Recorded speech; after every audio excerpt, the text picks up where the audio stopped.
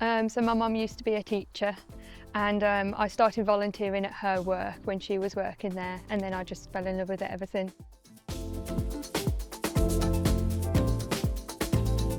I think it was just, I wanted to go into teaching. I was very adamant, so I just took whatever route was available, knowing that they would support me with it. So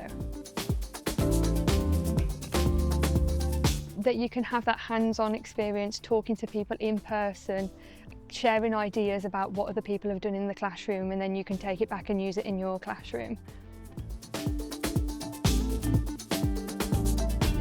Just really getting to know the school, getting to know the children, having that support available, knowing that they're there if you need them. Obviously I'm in nursery, so seeing them come in at such a young age and then progress so much ready to go to like school is just amazing, yeah. Go for it. It's scary and it seems like a lot, but just go for it. Just jump right in the deep end.